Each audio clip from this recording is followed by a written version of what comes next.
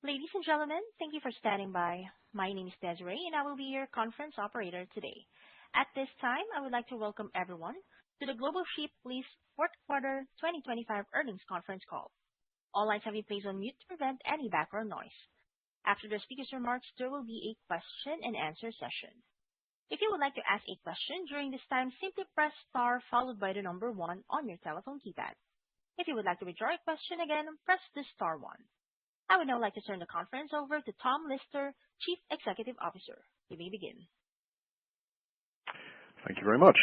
Hello, everyone, and welcome to the Global Ship Lease Fourth Quarter 2025 Earnings Conference Call. You can find the slides that accompany today's presentation on our website at www.globalshiplease.com.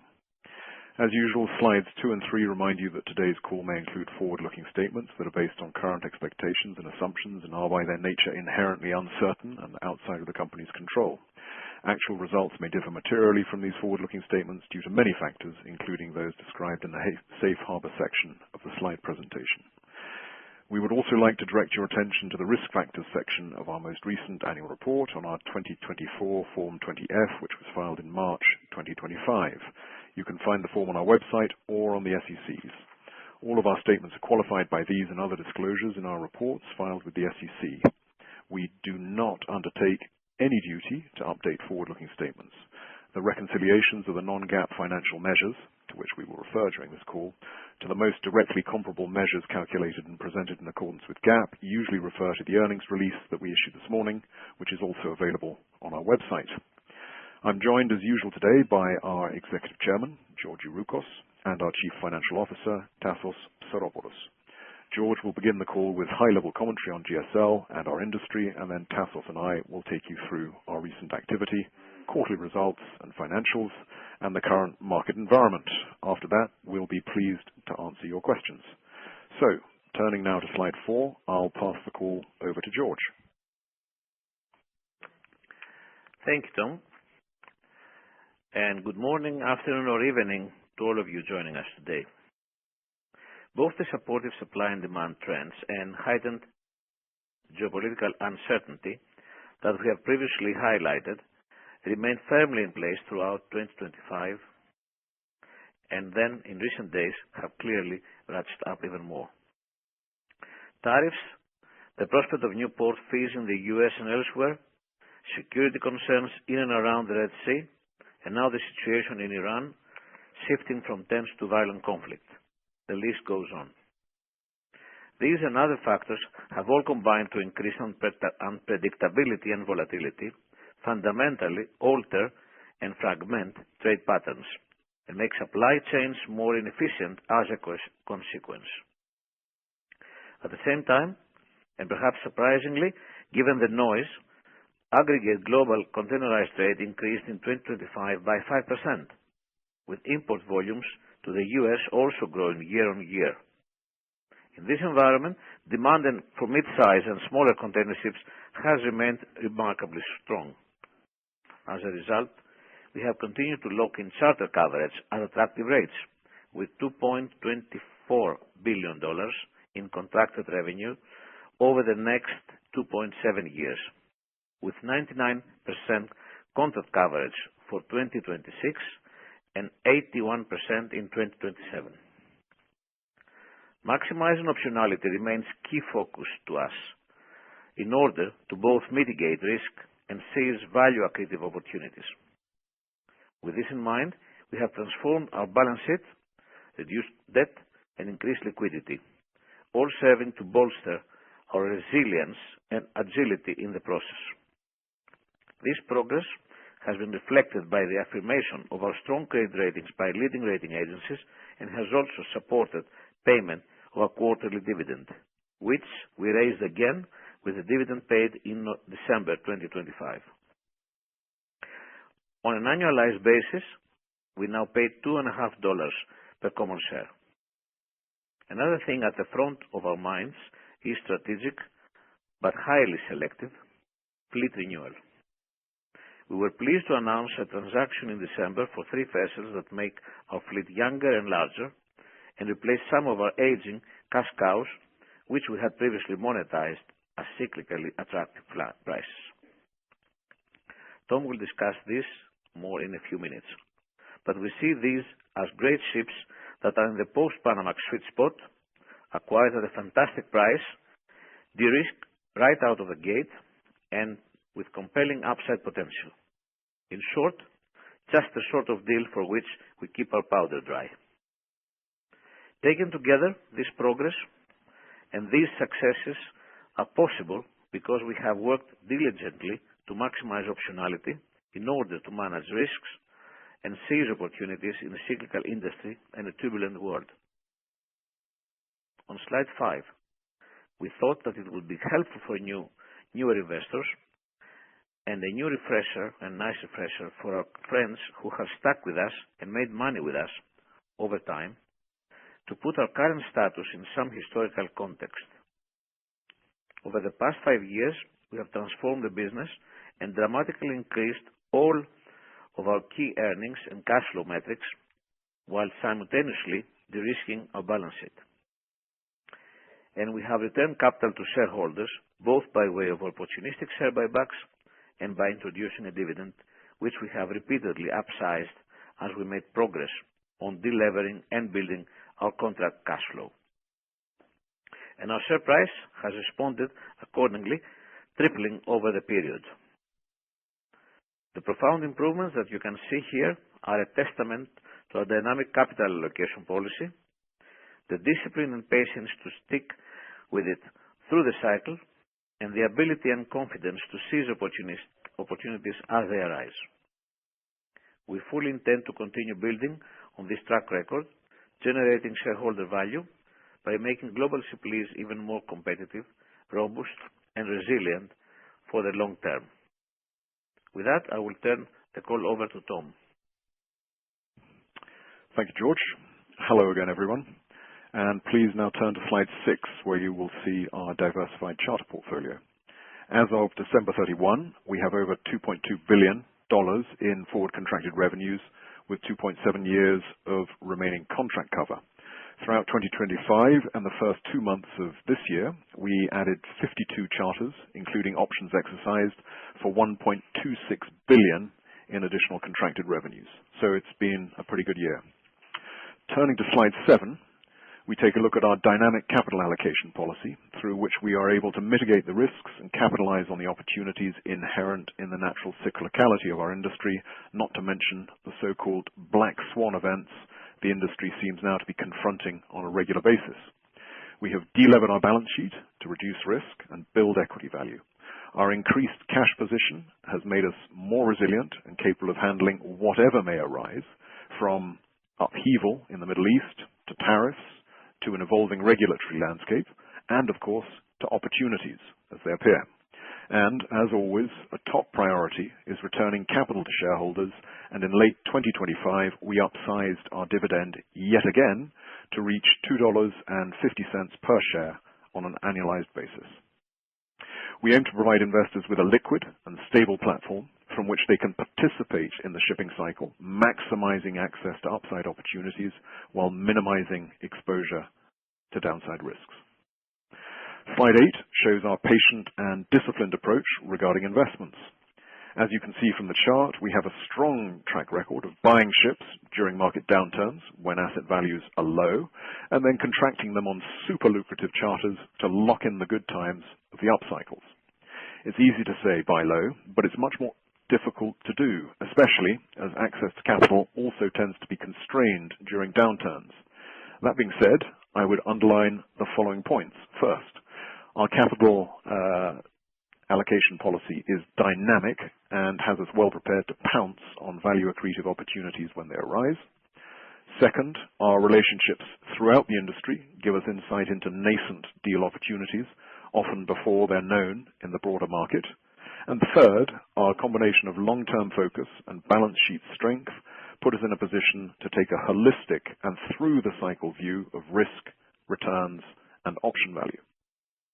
Which brings us to slide 9. On December 1st of last year, we announced the purchase of 3 high-specification, fuel-efficient 8,600 TEU container ships that were built in 2010 and 11 and had already been fitted with valuable eco upgrades by their previous owners. This deal was executed on short notice with cash on hand, is de-risked from the get-go, and offers high upside potential in the years to come. Moreover, as these are sister ships to high-demand, high-earning ships already in the GSL fleet, we have the added advantage of extensive first-hand knowledge of their operating and commercial profiles. By purchasing the ships with below-market charters attached, we were able to achieve an aggregate purchase price of $90 million, which isn't far off what a single ship would cost, charter-free, meaning that this is essentially a 3 for the price of 1 deal. Added to which, their aggregate scrap value alone is around $40 million, and long-term historic average charter rates for ships like these are over $40,000 a day. So we're looking at just the sort of low-risk, high-upside potential deal we like very much. And there's a nice symmetry in that we funded this fleet renewal almost to the dollar with proceeds from the sale of much older, smaller ships that we had monetized at cyclically high values during the course of 2025. With that, I'll pass the call to Tassos to discuss our financials. Tassos. Thank you, Tom. Slide 10 shows our financial highlights in 2025. I would like to emphasize a few key takeaways. Full-year earnings and cash flow were up compared to 2024. Our cash position is $637 million, of which $164 million is restricted. The remainder ensures that we can fully cover our covenants, working capital needs, and manage the potential financial implication of geopolitical issues, which seems to be arising with increasing frequency and intensity. It also provides dry power from a position of almost net zero debt, both for capex to keep our existing fleet commercially relevant and for disciplined investments in fleet renewal when the right opportunities emerge. And all of this without compromising our ability to reliably pay a healthy and recently enlarged dividend. The latest $85 million refinancing has pushed our average debt maturity to 4.5 years and our blended cost of debt down to 4.49%. We also realized a $46.2 million gain from the sale of 4 older ships, and we have strong credit ratings from the leading credit agencies. Slide 11 highlights our progress in delivering our balance sheet and building equity value.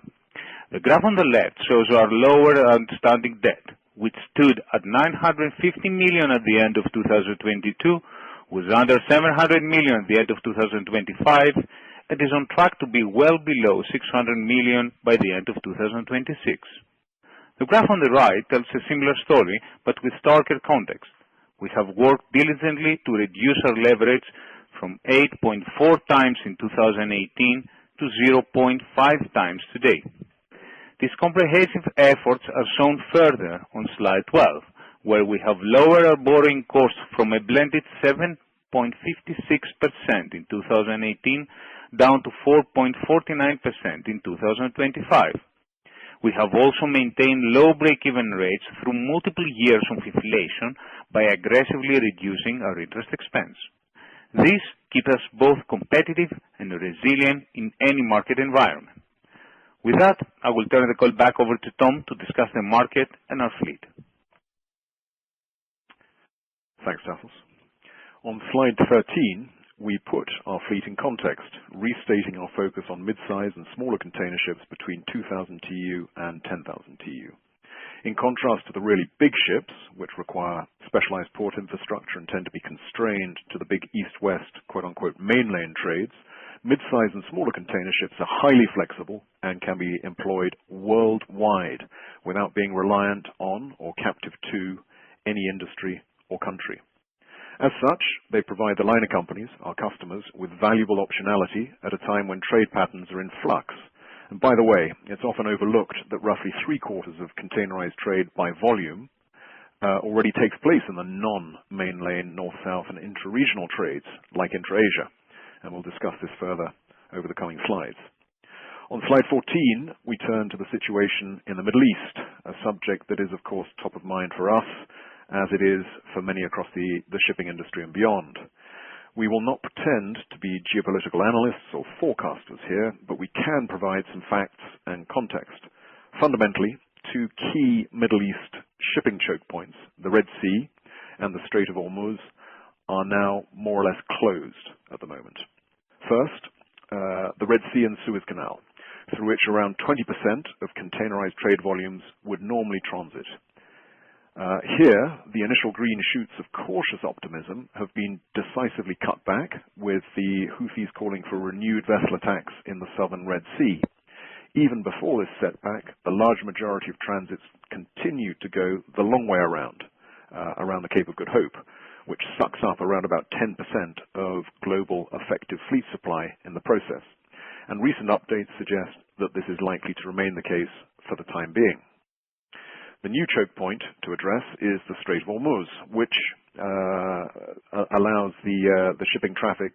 The new choke point to address is the Strait of Hormuz, through which shipping traffic has pretty much ceased since the outbreak of hostilities, with multiple major regional ports suspending operations in part or in full. While it is more famously a gateway for global energy flows, a normal year would also see between 3 and 4% of global container volumes move through the Strait of Hormuz, serving ports such as Jebel Ali in Dubai, which is the 9th busiest port in the world, as well as Doha, Abu Dhabi, and Dammam in Saudi. While the overall volumes themselves are not huge, the knock-on effects are much bigger, given, among other things, the importance of Jebel Ali as a transshipment hub and the challenges of serving Gulf destinations by alternative routes. So, this is a big deal. Container supply chains, which were already complex, now have additional challenges and inefficiencies to confront. We will see how the liner companies adapt, but we are, of course, in the very early days of all this. In summary, the situation is highly dynamic and the longer-term implications are unclear. However, the paramount concern for the industry amid the turmoil is, and must continue to be, seafarer safety. Turning to another source of disruption on slide 15, we look at tariffs. While the sands keep shifting on this issue, looking back to 2019's tariffs under the first Trump administration could be at least directionally instructive in how things develop moving ahead. As expected, the tariffs in 2019 did indeed result in a reduction in direct trade between the US and China. Perhaps unexpectedly, however, there was an increase in demand for mid-sized and smaller container ships during this period as supply chains shifted and decentralized. Intra-regional trade, particularly intra-Asia containerized trade volumes, rose. Trade networks grew more complex and more inefficient, and those conditions tend to be supportive of earnings for providers of shipping capacity like GSL. Slide 16 is where we cover some of the other geopolitical and regulatory trends affecting the shipping world. This slide is backward-looking, as who knows what other surprises 2026 has in store. USTR port fees were introduced by the US in October of 2025, and while they caused some disruption, the industry was able to adapt to the new circumstances given the lead time with which they were announced. However, China's port fees did not offer the same lead time and were much more disruptive as a result. Fortunately, the port fees from both countries were suspended until the fourth quarter of 2026. While these policies and their implications have been deferred for now, the situation was a reminder of how fast things can change and how optionality is more valuable than ever within the current global framework, both for us and for our customers. Notably, the White House's recently unveiled Maritime Action Plan points to the possibility of future such port fees. Along with the rest of our industry, we will certainly closely monitor future developments there on this front. The IMO's net zero framework faced a similar delay to the fourth quarter of 2026. This decision is expected to provide a boost to existing conventionally fueled vessels, such as those in the GSL fleet. Amidst this heightened regulatory and geopolitical uncertainty, we will stay prudent, disciplined, and agile, doing our best to maintain and to leverage the optionality at our disposal. On slide 17, we highlight supply-side dynamics and scrapping trends, where little has changed from last quarter. Both idle capacity and scrapping activity have remained near zero. With minimal slack in the system due to fragmented and inefficient supply chains, the charter market rate environment has remained strong, and charterers have proven willing to pay attractive rates even for late-in-life ships. Unsurprisingly, owners have responded by keeping those ships on the water and profitably in service for absolutely as long as possible. Slide 18 shows the order book, which has grown meaningfully in recent years, but importantly, mostly in the larger vessel segments where GSL does not participate. For ships over 10,000 TEU, in other words, the really big ships, the order book to fleet ratio stands at 55.5%, which drives the overall order book to fleet ratio to almost 35%. However, for the size segments below 10,000 TEU, which are the ones relevant to GSL, that number halves to 16.9%, with deliveries spread over the next 5 years or so. In addition to the smaller order book, if we were to assume all ships 25 years or older were scrapped through 2030, the sub-10,000 TEU fleet would actually shrink more than 6%. If supply remains low and rates remain high, we will be happy to continue locking in coverage at attractive rates. If, on the other hand, the market were to experience a normalization or even a downturn, we would expect the arrival of new ships to be offset, in large part, at the very least, by a sharp rise in scrapping activity. Similarly, we would expect such a scenario to yield interesting investment opportunities for a patient and well-capitalized owner such as GSL. We take a look at the charter market on slide 19, and it is important here to remember that our daily break-even rate is just over $9,800 per vessel per day, which is well below market rates. In these supportive conditions, we've been hard at work locking in as much charter coverage as possible to the tune of $2.24 billion over the next 2.7 years or so, providing good forward visibility and insulation against any downside turbulence. And on that note, I will turn the call back to George on slide 20. Thank you, Tom. To summarize, we have continued building our forward visibility on cash flows, now with $2.24 billion in contracted revenues over 2.7 years, with 99% coverage for 2026 and 81% for 2027. Optionality remains a core focus, even with a deferral, for the time being, of US and China port fees, and of the IMO's net zero framework. The geopolitical and regulatory environments remain volatile. And we're constantly at work to make GSL more resilient, robust, and able to capture opportunities. The current situation in the Middle East and around the Strait of Hormuz, of course, adds more complexity to a situation that was already highly complex and dynamic. The supply chains has become fragmented, decentralized, and increasingly inefficient, which drives further demand for mid-sized and smaller container ships. We have successfully delevered, pushed down our cost of debt, extended our average debt maturities, and lowered our daily break-even rates to well below market rates. Our fortress balance sheet, which brings us close to being net debt neutral, positions us well for the opportunities and challenges of the market. We increasingly look to renew our fleet in a disciplined, prudent manner to support earnings now and into the future. And we always look to return capital to shareholders. To this end, we increased our quarterly dividend in 2025, now up to $2.50 per share on an annualized basis. Finally, looking back on the last 5 years, it is gratifying to see the credit ratings agencies acknowledge the progress we've made. Much more gratifying still is to see the stock price triple over the same period, and we will do our best to ensure that positive momentum continues. Now with that, we'll be very pleased to take your questions. Thank you. We will now begin the question and answer session. If you have dialed in and would like to ask a question, please press *1 on your telephone keypad to raise your hand and join the queue. If you would like to withdraw your question, simply press *1 again. If you are called upon to ask your question and are listening via speakerphone in your device, please pick up your handset and ensure that your phone is not on mute when asking your question. Again, press *1 to join the queue.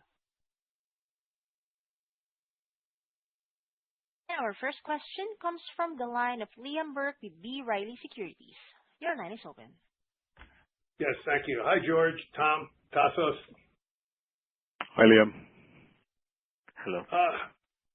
There's still, the timing of this question is probably bad to understand the geopolitical situation, both of the Red Sea and the Strait of Hormuz. But the gap between charter and freight rates is staying wide. All things being equal, is there anything that you'd anticipate to have that movement converge in terms of freight and charter rates converging? Good question, Liam. I'll have a crack at it, and no doubt George will add to it. It's very, very difficult to comment on the freight market side to that equation, which is obviously much more responsive to day-to-day events, given that contract cover is much more limited in terms of duration. However, what I can comment on the charter side of things, that what we're seeing is that appetite from charterers remains to lock in charters at attractive rates.